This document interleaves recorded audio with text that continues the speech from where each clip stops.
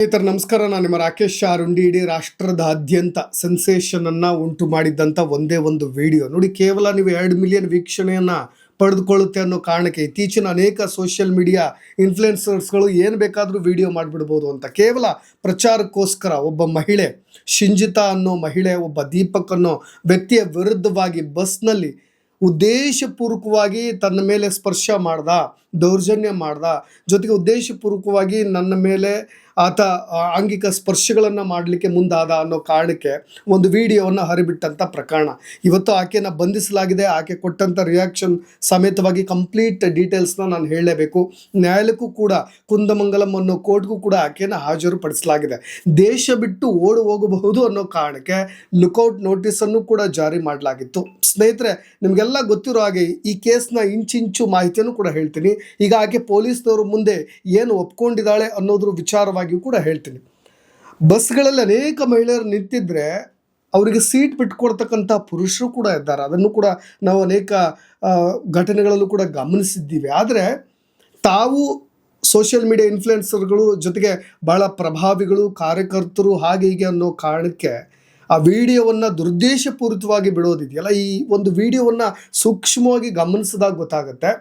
ಒಂದು 3 ವಿಡಿಯೋಗಳು, ಒಂದು 3 ತುಣುಕುಗಳನ್ನು ಕಂಬೈನ್ ಮಾಡಿ, ಕೊಲ್ಯಾಜ್ ಮಾಡಿ ತಮ್ಮದೇ ಆದಂಥ ಇನ್ಸ್ಟಾಗ್ರಾಮ್ ಖಾತೆಯಲ್ಲಿ ಈ ಶಿಂಜಿತಾ ಅನ್ನೋ ಮುಸ್ಲಿಂ ಮಹಿಳೆ, ಯಾಕೆ ನಾನು ಇದು ಕೋಮುವಾದಿ ಅಲ್ಲ ನಾನು, ಆದರೆ ಇದನ್ನು ಯಾಕೆ ಆಗಿ ಹೇಳ್ತಾ ಇದ್ದೀನಿ ಅಂದರೆ, ಕೆಲವೊಬ್ಬರು ಆ ರೀತಿಯಾಗೂ ಕೂಡ ಒಬ್ಬ ಹಿಂದೂ ಯುವಕನ ಮಾನಹಾಣವನ್ನು ಮಾಡ್ತಕ್ಕಂಥ ಪ್ರಯತ್ನವನ್ನು ಮಾಡಲಿಕ್ಕೂ ಕೂಡ ಅನೇಕರು ಪ್ರಯತ್ನವನ್ನು ಕೂಡ ಪಡ್ತಾರೆ. ಒಂದು ಇಲ್ಲಿ ಇದು ರಾಜಕೀಯ ಪ್ರೇರಿತವಾಗಿ, ರಾಜಕೀಯವಾಗಿಯೂ ಕೂಡ ಬದಲಾಗ್ತಾ ಇದೆ ಅನ್ನೋದನ್ನು ಯಾಕೆ ಹೇಳ್ತಾ ಇದ್ದೀನಿ ಅಂದರೆ, ಈಕೆ ಸ್ಥಳೀಯ ಚುನಾವಣೆಗಳಲ್ಲೂ ಕೂಡ ಭಾಗವಹಿಸಿ ಒಂದು ಸ್ಥಳೀಯ ಚುನಾವಣಾ ಪ್ರತಿನಿಧಿ ಆಗಿರೋದ್ರಿಂದ ನಾನು ಹೇಳ್ತಾ ಇದ್ದೀನಿ. ಶಿಂಜಿತಾ ಅನ್ನೋಳು, ಜೊತೆಗೆ ಈ ದೀಪಕ್ ಅಮಾಯಕ ಹುಡುಗ, ಗಾರ್ಮೆಂಟ್ಸ್ನಲ್ಲಿ ಕೆಲಸ ಮಾಡ್ಕೊಂಡಿದ್ದಂಥ ಯುವಕ. ಪಯ್ಯನ್ನೂರು ರೈಲ್ವೆ ನಿಲ್ದಾಣದಿಂದ ಯಾವುದೋ ಒಂದು ಬಸ್ ರಶ್ ಇರುತ್ತೆ, ಕಣ್ಣೂರು ಜಿಲ್ಲೆದು. ಅಲ್ಲಿಗೆ ಪ್ರಯಾಣ ಬೆಳೆಸಲಿಕ್ಕೋಸ್ಕರ ಒಂದು ರಶ್ ಇರ್ತಕ್ಕಂಥ ಬಸ್ನ ಹತ್ಕೊಳ್ತಾನೆ. ನಿಮಗೆಲ್ಲ ಗೊತ್ತಿರೋ ಹಾಗೆ ಈ ವೈರಲ್ ಆಗಿರೋ ವಿಡಿಯೋದ ಬಗ್ಗೆ ಎಲ್ಲವೂ ಕೂಡ ಗೊತ್ತಿದೆ ನಿಮಗೆ. ಆ ಒಂದು ದೃಶ್ಯಗಳಲ್ಲಿ ನಮಗೆ ಗಮನಿಸ್ತಾ ಇರೋ ಹಾಗೆ ನಾರ್ಮಲಾಗಿ ನಿಂತ್ಕೊಂಡ್ರು. ಆರಂಭದಲ್ಲಿ ಫುಲ್ ರಶ್ ಇತ್ತಂತೆ. ಈ ಮಹಿಳೆ ಹೇಳೋ ಹಾಗೆ ಬೇರೆ ಮಹಿಳೆಯರ ಮೇಲೂ ಕೂಡ ಈ ರೀತಿಯಾಗಿ ಆತ ಉದ್ದೇಶಪೂರಿತವಾಗಿ ಹತ್ತತ್ರ ಹೋಗೋದು, ಆಂಗಿಕವಾಗಿ ಅಂಗಾಂಗಗಳ ಸ್ಪರ್ಶ ಮಾಡೋ ರೀತಿಯಾಗಿ, ಒಂದು ರೀತಿಯಾಗಿ ಟಚ್ ಮಾಡೋದು, ಈ ರೀತಿಯಾಗಿ ವರ್ತನೆಯನ್ನು ತೋರ್ತಾ ಇದ್ದ. ಸೊ ಹಾಗಾಗಿ ನಾನು ಅದೇ ಉದ್ದೇಶಕ್ಕೋಸ್ಕರವಾಗಿ ನಾನು ವಿಡಿಯೋ ಮಾಡಿಕೊಂಡೆ. ಇವನ ಈ ಕಾಮಕೇಳಿ ಯಾವ ಮಟ್ಟಿಗಿತ್ತು ಅಂದರೆ, ದುರ್ವರ್ತನೆ ಯಾವ ರೀತಿಯಾಗಿತ್ತು ಅಂದರೆ, ನಾನು ವಿಡಿಯೋ ಮಾಡ್ತಾ ಇದ್ದೀನಿ ಅನ್ನೋದು ಗೊತ್ತಿದ್ರೂ ಕೂಡ ಆತ ಮತ್ತೆ ನನ್ನನ್ನು ಟಚ್ ಮಾಡಲಿಕ್ಕೆ ಬರ್ತಾ ಇದ್ದ ತನ್ನ ಕೈಗಳ ಮುಖಾಂತರವಾಗಿ ಅಂತ. ಆ ವಿಡಿಯೋದಲ್ಲಿ ಗಮನಿಸಿದ್ರೆ ಎಂಥ ಶತಮೂರ್ಖರಿಗೂ ಕೂಡ ಗೊತ್ತಾಗುತ್ತೆ ಅವನ ಉದ್ದೇಶ ಆಗಿಲ್ಲ ಅಂತ. ಒಂದು ಈಗ ಪ್ರೂವ್ ಆಗಬೇಕಾಗಿದೆ.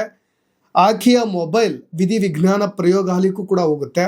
FSL ರಿಪೋರ್ಟ್ನಲ್ಲಿ ಆ ಮೊಬೈಲ್ನಲ್ಲಿ ಏನಾದರೂ ಆ ಥರದ ಇನ್ನಿತರ ದೃಶ್ಯಗಳೇನಾದರೂ ಇದ್ದರೆ, ಆ ದೃಶ್ಯಗಳಲ್ಲಿ ಆ ಪುರುಷ ದೀಪಕ್ ಅನ್ನೋ ಯುವಕ ಮೀನ್ಸ್ ವ್ಯಕ್ತಿ ಈಕೆಯನ್ನು ಉದ್ದೇಶಪೂರಿತವಾಗಿ ಏನಾದರೂ ಟಚ್ ಮಾಡಿದರೆ ಅದು ಕೋರ್ಟ್ನಲ್ಲಿ ಈಕೆ ಸಿಕ್ಕ ಹಾಕಿಕೊಳ್ತಕ್ಕಂಥ ಪ್ರಯತ್ನಗಳು, ಚಾನ್ಸಸ್, ಪ್ರೊಬಾಬಿಲಿಟಿ ಕಮ್ಮಿ ಆಗುತ್ತೆ.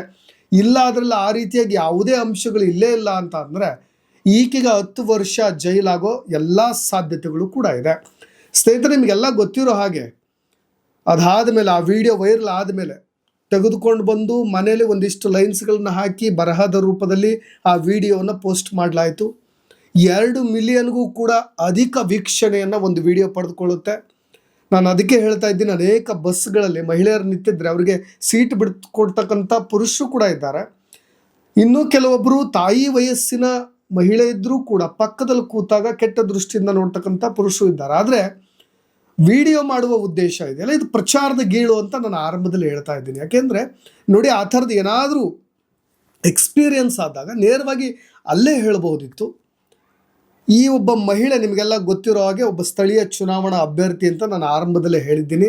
ಇದು ಯಾಕೆ ರಾಜಕೀಯವಾಗಿಯೂ ಕೂಡ ಬದಲಾಗ್ತಾ ಇದೆ ಅಂದರೆ, ಒಬ್ಬ ಹಿಂದೂ ಯುವಕ, ಹಿಂದೂ ವ್ಯಕ್ತಿ, 41 ವರ್ಷದ ದೀಪಕ್, 35 ವರ್ಷದ ಮಹಿಳೆ ಈ ಶಿಂಜಿತಾ, ಇದನ್ನು ರಾಜಕೀಯವಾಗಿಯೂ ಕೂಡ ಇಲ್ಲಿ ನಾನು ಕೋಮುವಾದದ ಬಣ್ಣವನ್ನು ಬೆಳಿಲಿಕ್ಕೆ ಹೋಗ್ತಾ ಇಲ್ಲ. ಆದರೆ ಒಬ್ಬ ಹಿಂದೂ ವ್ಯಕ್ತಿಯ ಮರ್ಯಾದೆಯನ್ನು, ಜೊತೆಗೆ ಮಾನಹಾಣವನ್ನು, ಈ ರೀತಿಯಾದಂತಹ ಉದ್ದೇಶಗಳನ್ನು ಇಟ್ಕೊಂಡು ಕೂಡ ವಿಡಿಯೋವನ್ನು ಮಾಡಿರ್ತಕ್ಕಂಥ ಚಾನ್ಸಸ್ನೂ ಕೂಡ ಅಲ್ಲಗಳೆಯುವಂತಿಲ್ಲ ಅನ್ನೋ ಚರ್ಚೆಗಳು ಕೂಡ ಈಗ ಸೋಷಿಯಲ್ ಮೀಡಿಯಾಗಳಲ್ಲಿ ಆಗ್ತಾ ಇದೆ.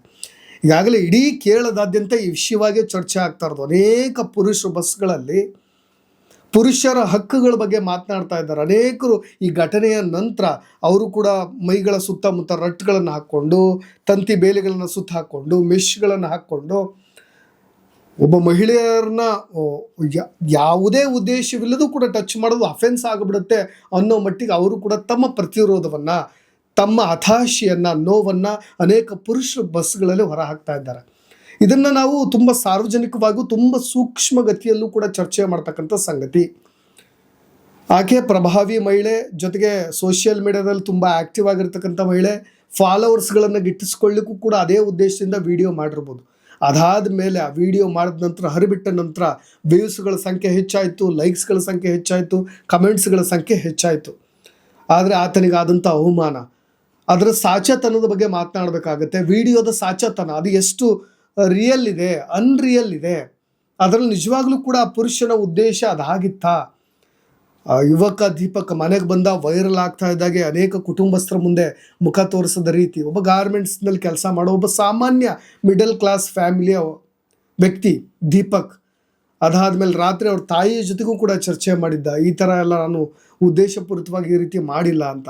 ಜೊತೆಗೆ ಫ್ರೆಂಡ್ಸ್ ಜೊತೆಗೂ ಕೂಡ ತನ್ನ ನೋವನ್ನು ಹಂಚಿಕೊಂಡಿದ್ದ. ಆದರೆ ಫೆಬ್ರವರಿ 16 ಈ ಘಟನೆ ಆಗಿದ್ದು, ಜನವರಿ 16 ಈ ಘಟನೆ ಆಗಿದ್ದು. ಅದಾದ ಮೇಲೆ ಜನವರಿ 17ನೇ ತಾರೀಕು ರಾತ್ರಿ ಈ ರೀತಿಯಾಗಿ ತನ್ನ ಪ್ರಾಣವನ್ನು ತಾನೇ ಕಳೆದುಕೊಳ್ಳಲಿಕ್ಕೆ ಮುಂದಾಗಿ ಬಿಟ್ಟ.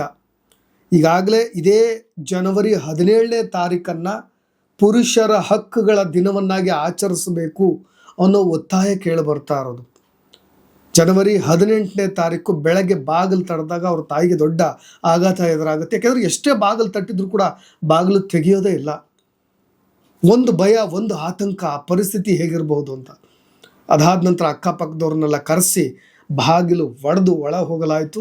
ಆತ ಉರುಳಿಗೆ ತನ್ನ ಕೊರಳನ್ನು ಒಡ್ಡಿ ಪ್ರಾಣವನ್ನು ಕಳೆದುಕೊಂಡ್ಬಿಟ್ಟಿದ್ದ. ಒಂದೇ ಒಂದು ವಿಡಿಯೋ ಯಾವ ರೀತಿಯಾದಂಥ ಪರಿಣಾಮಗಳನ್ನು ಬೀರ್ತು ಅಂತ. ಆದರೆ ಆ ಮಹಿಳೆ ಈ ಘಟನೆಯೆಲ್ಲ ಆದಮೇಲೆ ಒಂದು ವಿಡಿಯೋದ ಮುಖಾಂತರ ರಿಯಾಕ್ಟ್ ಕೂಡ ಮಾಡ್ತಾಳೆ.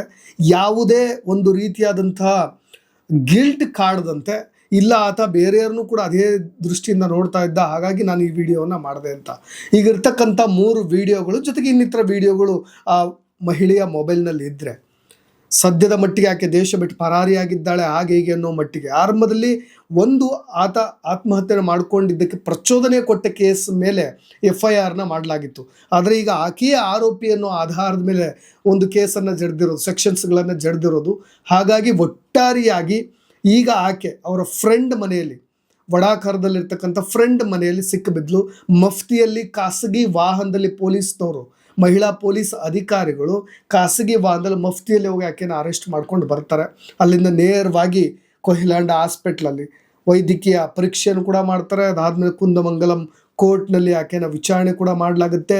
ಎಷ್ಟು ದಿನಗಳ ನ್ಯಾಯಾಂಗ ಬಂಧನ ಏನು ಅನ್ನೋದು ಅದು ಮುಂದಿನ ವಿಚಾರಣೆಗೆ ಎಷ್ಟು ದಿನಗಳ ಕಾಲ ಪೊಲೀಸ್ನವರು ಕೇಳ್ತಾರೆ, ಅದರ ಆಧಾರದ ಮೇಲೆ ಮುಂದಿನ ಪ್ರೊಸೀಜರ್ ಇರುತ್ತೆ. ಒಟ್ಟಾರೆಯಾಗಿ ಚಾರ್ಜ್ ಶೀಟನ್ನು ಫೈಲ್ ಮಾಡಲಾಗುತ್ತೆ. ಅದಾದ ನಂತರ ಕೋರ್ಟ್ನಲ್ಲಿ ಈ ಮಹಿಳೆಗೆ ಏನು ಶಿಕ್ಷೆ ಅನ್ನೋದು, ಅದು ಕೂಡ ಒಟ್ಟಾರೆಯಾಗಿ ಈ ರೀತಿಯಾಗಿ ಒಬ್ಬ ವ್ಯಕ್ತಿ ತನ್ನ ಪ್ರಾಣವನ್ನು ತಾನೇ ಕಳೆದುಕೊಳ್ಳಿಕ್ಕೆ ಯಾರಾದರೂ ಪ್ರಚೋದನೆ ಕೊಟ್ಟಿದ್ರೆ, ಅದಕ್ಕೆ ಬಲವಾದ ಸಾಕ್ಷ್ಯಗಳೇನಾದರೂ ಇದ್ದರೆ ಅವ್ರಿಗೆ 10 ವರ್ಷ ಜೈಲು ಶಿಕ್ಷೆ ಆಗುತ್ತೆ. ಈ ಮಹಿಳೆಗೆ ಆ ಶಿಕ್ಷೆ ಆಗುತ್ತಾ ಇಲ್ಲೋ ಅನ್ನೋದು ನಮಗೆ ಒಂದು FSL ವರದಿಗಳು ಜೊತೆಗೆ ಸಾಂದರ್ಭಿಕ ಸಾಕ್ಷಿಗಳು, ಸರ್ಕಮ್ಸ್ಟೆನ್ಸಿಯಲ್ ಎವಿಡೆನ್ಸ್ಗಳು ಇವೆಲ್ಲವುಗಳ ಆಧಾರದ ಮೇಲೆ ಪ್ರತ್ಯಕ್ಷ ಸಾಕ್ಷಿಗಳು ಕೂಡ, ಯಾಕೆಂದರೆ ಹೇಳಿಕೆಗಳ ಸ್ಟೇಟ್ಮೆಂಟ್ಗಳನ್ನು ಕೂಡ ತೆಗೆದುಕೊಂಡಿದ್ದಾರೆ ಬಸ್ನಲ್ಲಿರ್ತಕ್ಕಂಥ, ಜೊತೆಗೆ ಕುಟುಂಬದವರ ಅವರೆಲ್ಲರ ಹೇಳಿಕೆಗಳನ್ನು ಕೂಡ ತೆಗೆದುಕೊಂಡಿರೋದ್ರಿಂದ ಇದರ ಆಧಾರದ ಮೇಲೆ ಕೇಸ್ ಮುಂದುವರಿಯುತ್ತೆ. ನಾವಿಲ್ಲಿ ಪ್ರಶ್ನೆ ಮಾಡಬೇಕಾಗಿರೋದು, ಈ ಥರದ ಕೇಸ್ಗಳನ್ನು ಸೂಕ್ಷ್ಮ ಗತಿಯಲ್ಲಿ ನೋಡಿದಾಗ ಒಬ್ಬ ಪುರುಷ ಏನು ಬೇಕಾದರೂ ಸಣ್ಣ ಪುಟ್ಟ ತಪ್ಪುಗಳನ್ನು ಮಾಡಿದ್ರು ಕೂಡ ಅದನ್ನು ಹೈಲೈಟ್ ಮಾಡ್ತಕ್ಕಂಥ ಮಹಿಳೆ, ಜೊತೆಗೆ ಯಾವುದೇ ದುರುದ್ದೇಶಪೂರಿತವಾಗಿ ಇಲ್ಲದೇ ಇದ್ದರೂ ಕೂಡ ಅದನ್ನು ಉದ್ದೇಶಪೂರಿತವಾಗಿ ಮಾಡ್ದ ಅನ್ನೋ ರೀತಿಯಾಗಿ ಕನ್ವರ್ಟ್ ಮಾಡ್ತಕ್ಕಂಥ ಇಂದಿನ ಒಂದು ಮಹಿಳಾ ಸಮಾಜ, ಇವೆಲ್ಲವೂ ಕೂಡ ನಾವು ಒಂದು ಪ್ಯಾರಲಲ್ ಆಗಿ ನೋಡಿದಾಗ ಕೇವಲ ವ್ಯೂಸ್ಗೋಸ್ಕರ, ಕೇವಲ ಪ್ರಚಾರಕ್ಕೋಸ್ಕರ, ಕೇವಲ ಈ ಥರದ ಒಂದು ಪ್ರಚಾರದ ಗೀಳಿಗೋಸ್ಕರ ಏನು ಬೇಕಾದರೂ ಮಾಡಬಹುದು ಅಂತಕ್ಕಂಥ ಮಹಿಳೆಯರಿಗೆ, ಹೆಣ್ಣು ಮಕ್ಕಳಿಗೆ ಇದೊಂದು ದೊಡ್ಡ ಪಾಠವಾಗಬೇಕು ಸರಿಯಾದ ನಿಟ್ಟಿನಲ್ಲಿ ಆ ಮಹಿಳೆ ಕೊಟ್ಟಿರ್ತಕ್ಕಂಥ ಹೇಳಿಕೆ ಆಧಾರದ ಮೇಲೆ.